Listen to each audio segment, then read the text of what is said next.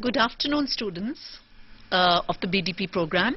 I'm really glad to be here with you, and I hope you have lots and lots of questions that you are going to ask me. As you can see, we are going to talk on foundation course in English, and you'll be interested to know, students, that this is one of the oldest programs of the university, and it has been welcomed by the students. It is liked by the students. There are some very interesting audios and videos on this program which you should watch at your study center, and students normally like the program. Now, what is this program all about? Well, it touches on all the skills of reading, writing, speaking and listening. All right, and so in a sense we are helping you to be proficient in English. Now, we normally begin with some kind of a study guide in this program, in the sense we tell you how to go about it, how to go about this program. Then we go on to what is normally a reading comprehension passage. Now, this reading comprehension passage, the several reading comprehension passages that you have in this course offer a very wide menu. You know, you will have things like an extract of a novel. The first unit itself, in fact, is an extract of a novel, George Orwell's Animal Farm. And then you have speech. We have Indira Gandhi's speech, for instance, on environment. We have detective stories. We have Ved Mehta's autobiography. We have several. We have expository pieces, descriptive pieces. Really vast menu for you to choose from. And one of the questions that you may ask is that why do we have so many text types when we actually do not need to? The question answers are from texts that you have never come across. They are not actually from anything that comes in the exam, including the assignments, is not textual, in the sense that you don't really have to answer questions from the text. You have to we give you unseen passages.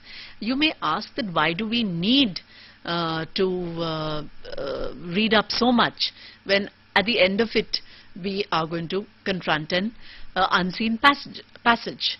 Well, what we are trying to do, students, is that we are getting you to gain proficiency in different text types. And one of these sort of text types is going to come in the assignment and in the examination. Our aim is not really that you mug up literature passages in a sense. Anybody can mug up. Our aim is to teach you the reading, writing and speaking and listening skills. Yes, all the skills, the reading, writing, speaking and listening skills. So now what I'll do is I will just talk about the various skills in some detail, so that you know how to read not only your material but also any other material that you may accost in the future. Alright, now let's talk about the reasons for reading. Alright, why do we need to read? Obviously because we want information for something. We need instructions in order to do some task. We want to keep in touch, so we read. We want to know when or where something will take place, therefore we read. We read maybe a poster, or maybe those columns that come about a play being held here, an art exhibition being held somewhere else. So we read for those reasons. Then we want to know what is happening or has happened, so that we read the news, for example. We want to play a new game, do a puzzle, act in a play, so we need to read for that. And we read for enjoyment and excitement as well. So these are the various reasons why we read. In fact, there are many more. I've just listed out some of these reasons. Now, what is the reading process? What I'm trying to do in this whole lecture is to get you into initially into the reading process. Now, what is the reading process? Does it involve looking at a text and saying the words to yourself? No, it doesn't. It of course involves looking at a text, but it does not involve repeating every word to yourself. It is very different from this. It involves basically reading in chunks. We never read word by word. We also do not read aloud. So it involves reading in chunks. For example, to understand a word, do you need to read all the letters in it? You don't. So when you read a word, do you need to read all the letters in it? For instance, there is foundation written on the board behind. To understand the word foundation, do you need to read Foundation? Certainly not. By just looking at the word, you're able to read the word foundation. So similarly, to read a sentence, you do not need to read, in a sense, every word in it. You tend to skip over some words and highlight certain other words, and that is the process of reading. Now, the next question you may ask me is, to understand a text, do you need to know the meaning of all the words in a text? Now, those of you who are proficient in Hindi or even in English, do you actually, when you read the newspaper, do you read each and do you know the meaning of each and every word? I don't know. As an English teacher, when I read the newspaper in the morning, I certainly don't know the meaning of each and every word.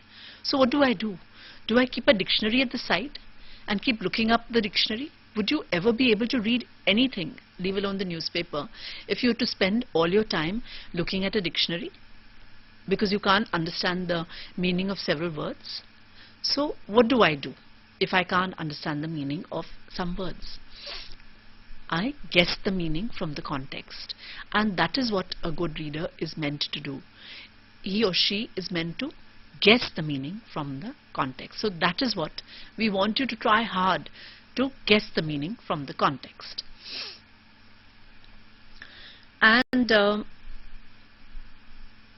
another thing, just as when you read in your mother tongue, and if you're proficient in your mother tongue, you do not read every word. Similarly, a similar process happens in the second language. So don't think that reading in the mother tongue is different from reading in the second language. Then, what are the characteristics of reading? Okay, reading is a purposeful activity. Even when you read the newspaper in the morning, some of us will go to the sports page. Some of us will look at the films section. Some of us will just look at the headlines. Some of us will go to page 3. Alright? We have a purpose. Even something as casual as reading the morning newspaper, reading is always a purposeful activity. Reading is selective. Now, just the fact of in this whole newspaper, you pick on something to read and not the other things, shows that it is an activity in which there is selection. So even something which is quite automatic, you do it every day, look at the selection that happens. Then reading speed varies according to content and purpose. Okay, if you're reading the notice board, it's going to be faster unless something really attracts your attention. And if your purpose is to just casually while away your time, you'll read differently. But if your purpose is to study for an examination, you're going to read very differently, isn't it? Then reading is silent, and reading is always text-based. It's always a text that you are reading. Then reading involves very complex cognitive skills. You know, we take it so casually in our lives, but when we read in the second language, we realize what complex skills are involved. And as I said, reading involves chunking of information. You do not read word by word. You do not read finger pointing one word and then to the next and then to the next and then to the next. You read in chunks, okay? And sometimes you go back and sometimes you go forward. Mostly you do go forward, but sometimes you go back as well. A person who goes back a lot is not a very good reader. Then reading is of course based on comprehension. Now what are the reading problems? Yeah. Please ask me the question. A very good afternoon to you, ma'am. Good afternoon. Ma'am, I'm Megha Verma, English Honours first year. Wow. From SRC Darbhanga Center itself. Yeah. Well, the question is, ma'am, that right now you are telling about the reading skill. Yeah. Being a student, our general aim is to improve our reading skill as well as the writing skill. Yes. All right, ma'am. So Yes. suppose while reading a novel, there are lots of words that we are unfamiliar with. Yeah. Okay, ma'am. Hmm. So in that case, you are like you have told to guess all the meanings, the related meanings. Fine. But at the same time, if we would like to improve our word power, our vocabulary collections, Yeah. so what is the process that, like, while reading we can improve our word knowledge or vocabulary collection, so that to have a better skill in reading as well as writing? Okay. Because all the time guessing the word itself won't give us the proper scope of improving our vocabulary. In fact, I was going to talk at length about vocabulary, but I'll talk right now. Since you've asked this question, I'll talk right now. One thing is, I would still advise you. What's your name? Okay. It's Megha Verma. Megha. Okay, Megha, I would advise you, when you read, just as when you read a newspaper, you get the meaning from the context. Try as far as possible to get your meaning from the context. The context will normally give you the meaning. All right. Then, since you've talked about that you want to increase your word power, then look at words which are what we call words that you need to know passively. That is, good to know those words in the sense that they need not be something that you actively use in your writing or in your speaking. All right. So, have that very clear in your mind. A person who wants to improve his or her vocabulary will be very sure that this is words that I need to know when I read something, and these are words which I actually want to use. Now the words which you actually want to use, both in your writing and your speaking, I would suggest make a vocabulary book. Okay? And in that vocabulary book, write, for instance, the related word. You want take a simple thing like a journey.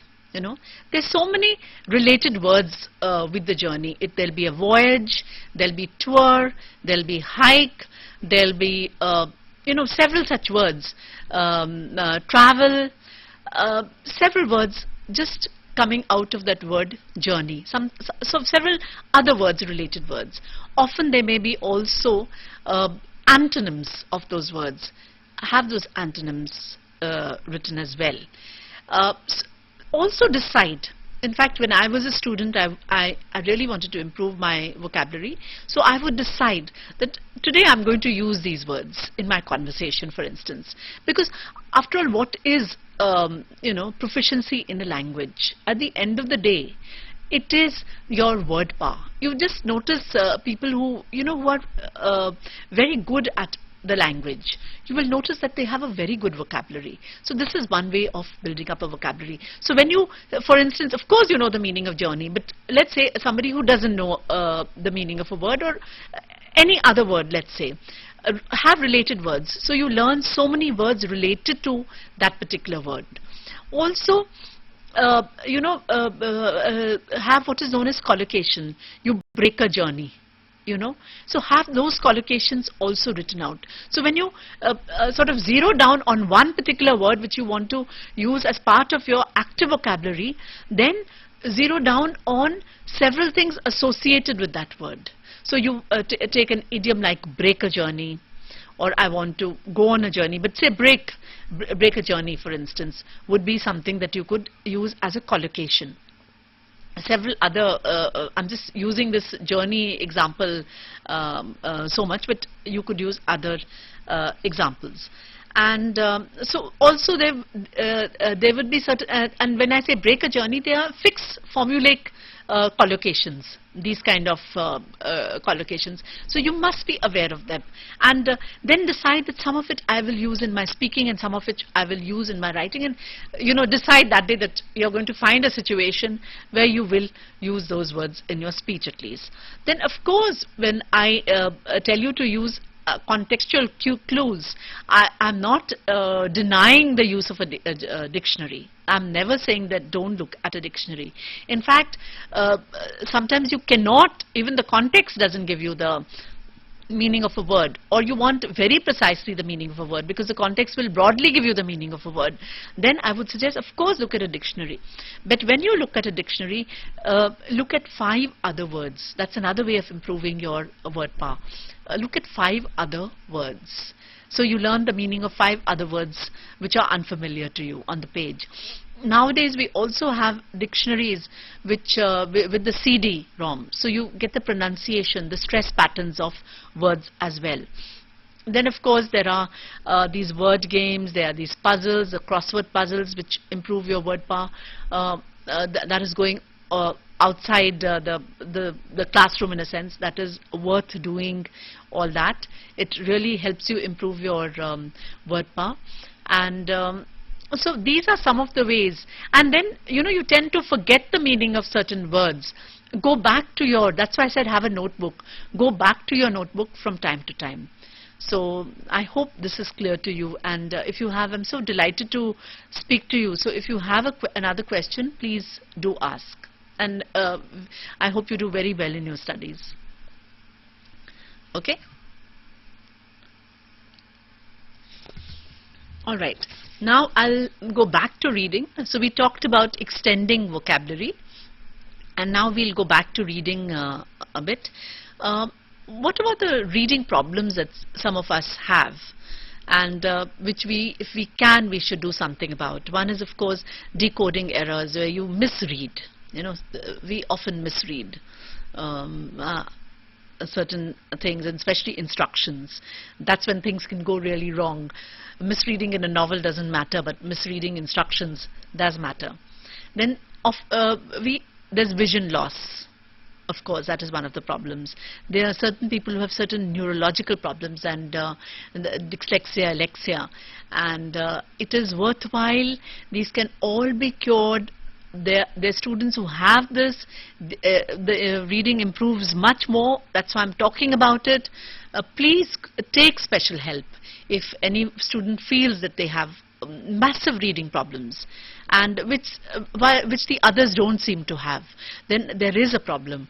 Get yourself treated, and this is a very treatable kind of disorder.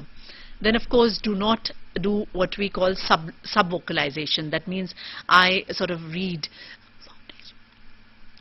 When I'm reading, I'm saying, that is a foundation course in English. That is sub-vocalization. Often we have during the when we're attempting an examination, there'll be somebody at the back sub-vocalizing loudly, and we get so irritated. These are wrong reading habits. We should get out of them. Then finger pointing. Don't read like this, one word after the other. That's not the right way to read, and that slows you down. After all, what is one of the facets of reading? Speed reading. That you should read quickly so that you can read more and more, and there should be a certain fluency in reading so that you're comfortable while reading. And so finger pointing will slow you down. And then regression, as I told you, of course we read in chunks, we go backward and forward, but if we go too much at the back, then our reading process slows down, and then we don't enjoy reading. Now let's talk about some of the sub-skills of reading. One is of course recognizing the script of the language, obviously. Then, as I said earlier, reading silently and at varying speed depending on the purpose of reading. If I'm going to read an ad, on the notice board, it's going to be much faster. But if I'm reading for an examination, or if I'm reading instructions, it's going to be much slower. So we should be intelligent enough to know that certain things are read speedily and certain things by nature have to be read more carefully. Then, so we should, in other words, adopt different reading strategies for different types of text. Obviously, in our array, a menu of reading passages that we've given you, we expect that you will read speeches much more slowly, for instance, but a story we expect you to read faster. You know, that was one of the purposes of us giving you so many passages, that yeah, of course, a speech by Indira Gandhi on environment, which is a serious issue, we expect you to read slowly. But where we've given you a story, The Nightingale and the Rose, we expect you to read the play faster, because the story is meant to be it's meant to be something which you're meant to enjoy. Then we talked about deducing the meaning and use of unfamiliar vocabulary items, which is what reading helps you do. So one other thing, so Megha, also reading, as much as you read, your vocabulary is going to increase, you know, and be conscious of whatever new words you come across. Get it as part of your system. Your fluency just improves with that. And then what other sub-skills of reading? Understanding explicitly stated information, of course, that is one of the sub-skills, that something which is, we want you to, in other words, what we are trying to say, there is a difference between fact and opinion, you know. Fact is something which is explicitly stated, and opinion is something which somebody feels, the writer feels about. And as literature students, Megha would know that there is a difference between fact and opinion of the writer. So definitely know the difference between explicitly stated information and an opinion. And so you have to be very, very alive to what you're reading. Then there is understanding with information which is not explicitly stated. That means it's inferencing. For instance, we infer about characters, you know, a good character, bad characters, often by inference. It's not explicit. No writer explicitly states, oh, this one is a bad character and this one is a good character. It is something that we infer when we read. So that's one way of also reading. Then understanding the communicative function of sentences. So, for instance, there is a, you know, just let me give you these sentences. Oh, there's a call for you. And I say that, oh, I'm in the washroom. What is the relationship between there's a call for you, I'm in the washroom? The relationship is that I am unavailable for the call. Okay, so these two sentences, in other words, the communicative function therefore is just this, of I'm in the washroom, is not to give information. It is to give information, but information with the sense that I cannot take the call. So that's the communicative intent of the sentence. Or if we say that would you mind passing the salt, please? We are not expecting the other person to say, oh, I do mind. Or when we say, how are you? I don't expect somebody to give me a big kahani on how ill they were. I just expect a fine thank you. I really don't, unless it's a very close friend of mine. The English idiom doesn't allow that we you know, give a long kahani on our illnesses. So these are the communicative functions of sentences. Then understanding cohesion between different parts of a text. Now, what are the cohesion markers? Of course, the cohesion markers are things like and, but, because, the normal conjunctions, but also the pronouns are cohesion markers. There, his, her. Often you find that students can't make out what one is referring to. Then another thing that is a very interesting exercise is anticipating and predicting what is going to happen in the text, further in the text. And that is something also which a good reader does. Then one very important facet of a good reader is to interpret the text by going outside it. You know, for instance, let's really, this is an exercise which I want you to do, all the students who are listening in, that you know, when you go to, we're reading say on the honeybee, alright, so when you read on the honeybee, do you you sort of read without any knowledge? Yes? Yes? Is there a question? Is there a question? No, okay, sorry for the disturbance. Alright, so we are reading say on the honeybee. So then do we come blank to a text? Never. We never come blank to a text. Even when we are going to read a detective story and we really don't know anything about it, do we come blank to it? No. We know it's a detective story.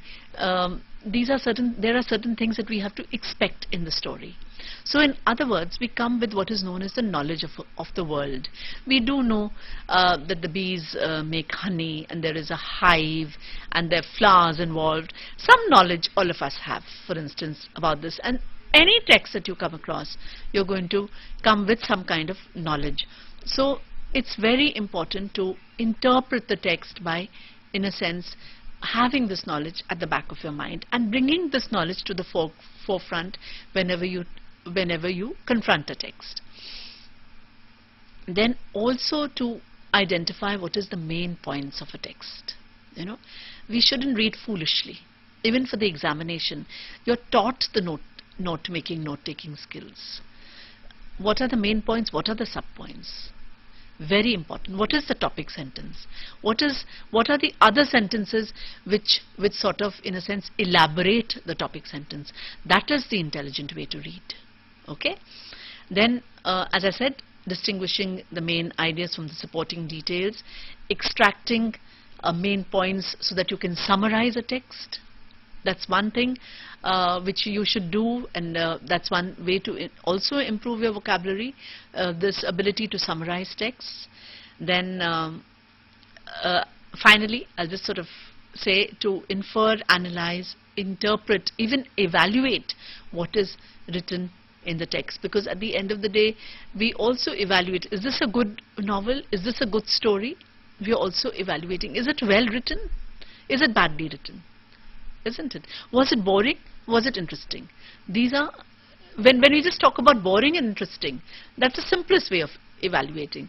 Then the more complex way of evaluating is that I found it interesting because of these reasons, you know, and then we get into the whole business of interpretation of a text in literature. Okay? So we talked of, I've already talked of the ways of reading. So one is of course the literal way, interpretive or inferential way, the critical way, where we, as I said, that we evaluate what is written in terms of the content, in terms of the expression, is it well written? And then finally we create. Now no reader engages with the text you know, as if it is outside himself or herself. You know, the writer writes, but the reader brings their own self when they read. So it becomes a very creative engagement between the reader and the writer, and that's how we should, in a sense, read. When we creatively build our own, because say a writer will say, okay, I did this in a text, but the reader may read something quite differently.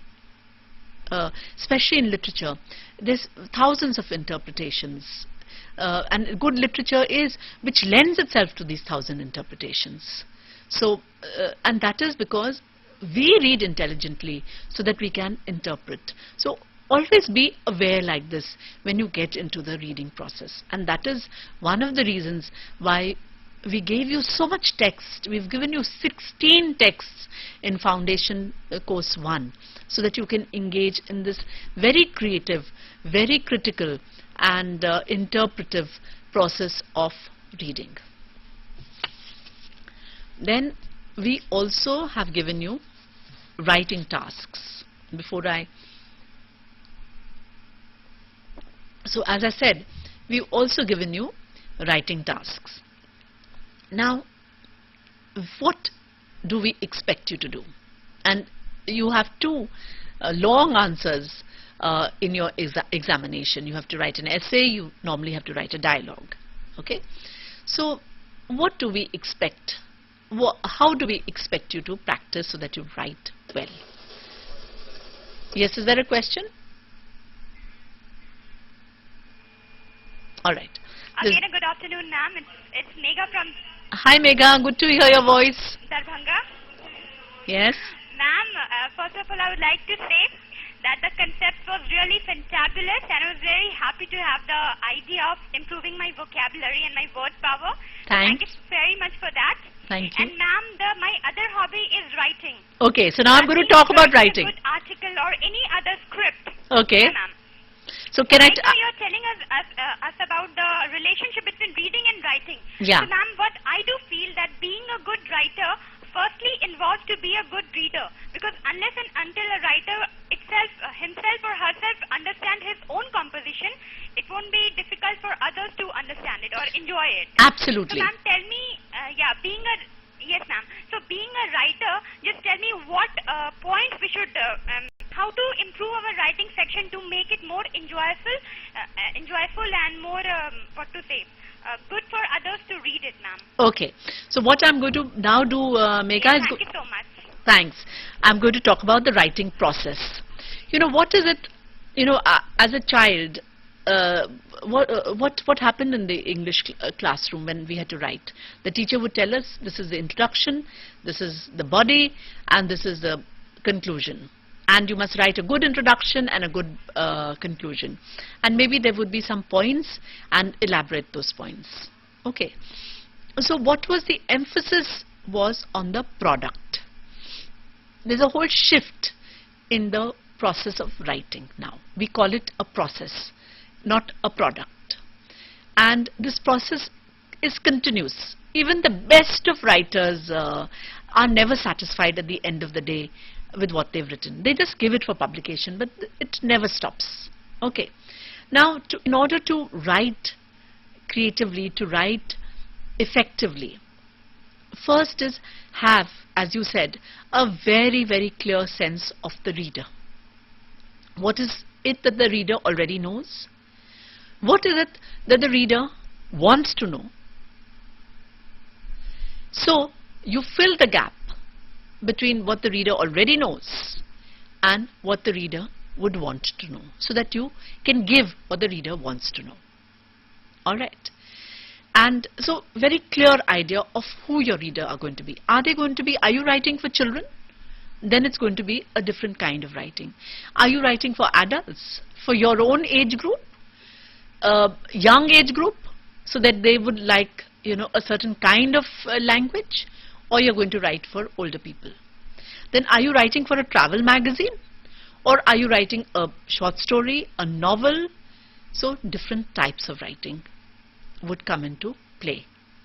So have these things very, very conscious and clear in your mind.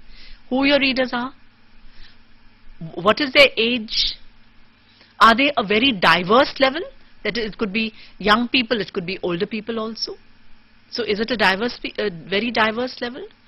And then who is, what kind of writing is it meant to be? Is it meant to be a descriptive writing, cause and effect, contrast, expository piece, novel, fiction, short story?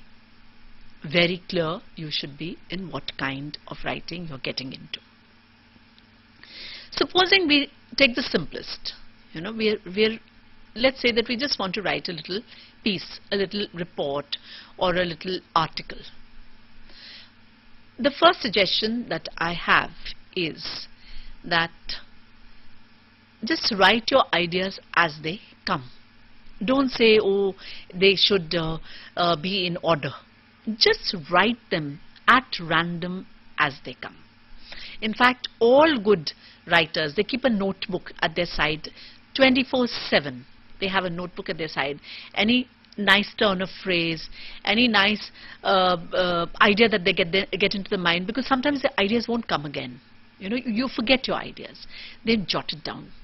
So some a lovely turn of phrase they hear somewhere, they jot that down so that they can use it. So be very alive to language around you. That's the whole point, to be alive to language all about you. All right, other people's language, language of the books that you read, language of people that you hear, be alive to that. So write all your thoughts, even if it is not in order. Okay, now you've done that. Now the time has come that you want to now write out your piece. Before that, of course, research on your topic. So your own ideas and turn of language of other people, and research on the topic if it is an expository piece. Then you put them in some sort of order. You know, you can't write randomly. Then you sort of sit down and put your points in some sort of order. All right, so it'll be 1 point here, and maybe this point should come below this.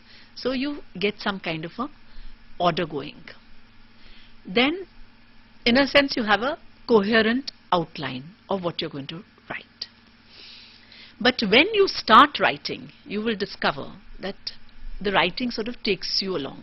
You've planned that, okay, I'm going to write this point first, and then the next, and next, then the next. But as you start writing, the writing process itself takes you along. So you may write one other point before, the last point you may put somewhere in the middle or somewhere in the front. You know, because the writing process, lots of ideas again come into your mind when you start writing. I would suggest always make the first draft. I know that great writers make up to 10 drafts of what they write. Even when we did our thesis, PhD thesis, we wrote it about 3 times. And even when I write a letter, a casual letter, I at least write it twice. You know. So make a first draft, and if you work on the computer, this becomes very simple, because you can, you can sort of edit your first draft itself. But if you write longhand, then write out a first draft, and then look at it. Look at it in terms of ideas. Have you got all the ideas that you want to put into it? All right. Maybe some ideas are missing. Maybe this point is not being elaborated enough, and I need to do more research. Okay. Have all these ideas worked out.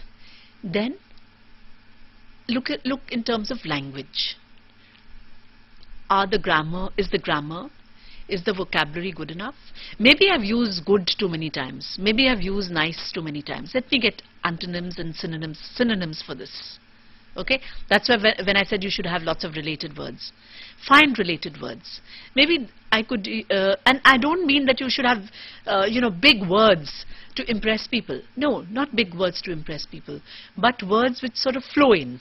But don't repeat the same word more than once or twice in a passage, in a long passage. Have other synonyms for it. And so see the punctuation. Look at the punctuation. We as Indians, we're terrible with our punctuation, including capital letters. We just do them so badly. So look at punctuation as well. Then look at organization. I often grade papers where there's only one paragraph. There should have been at least 4 to 5 paragraphs.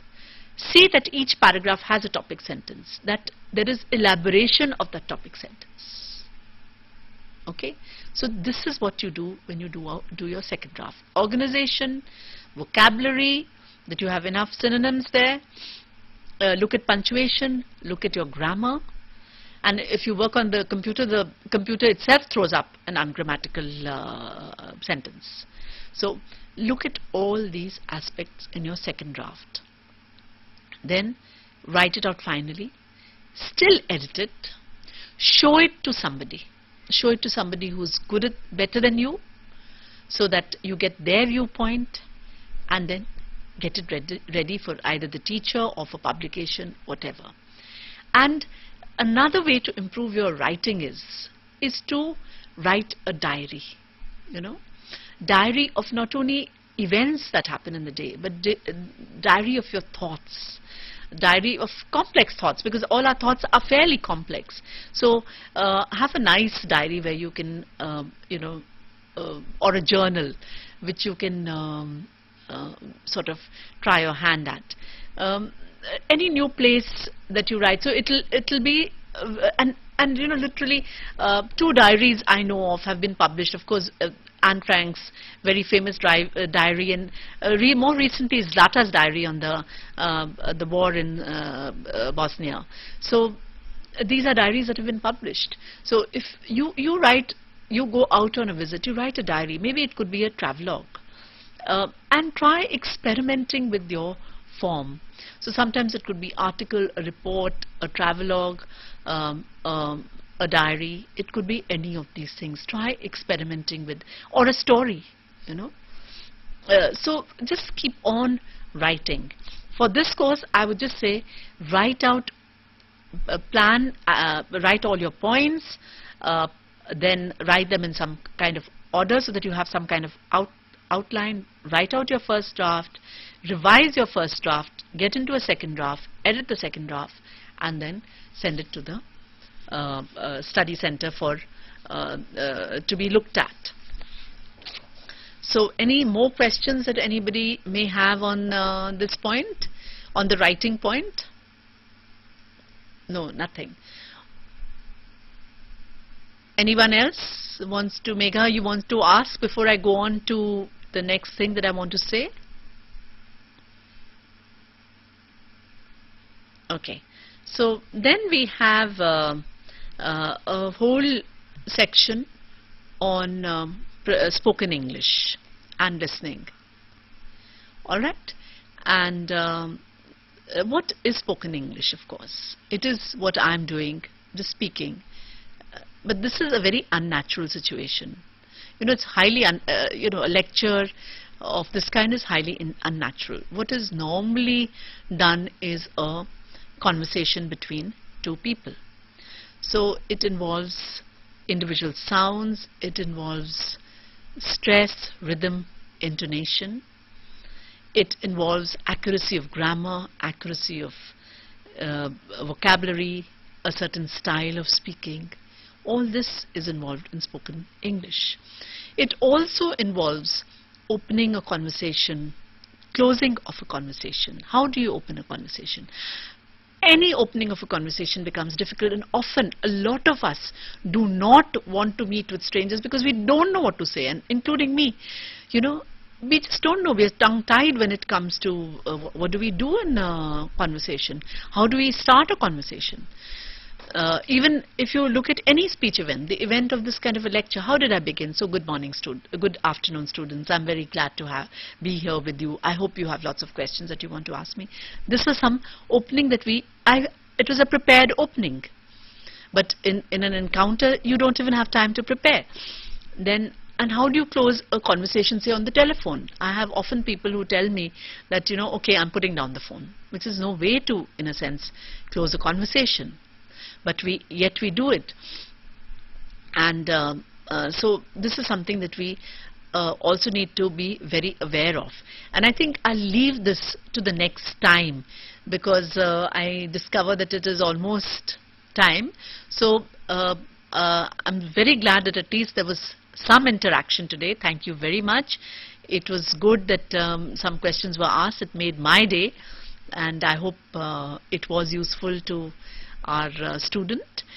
And I basically discussed the reading skill at length and the writing skill. Thank you very much.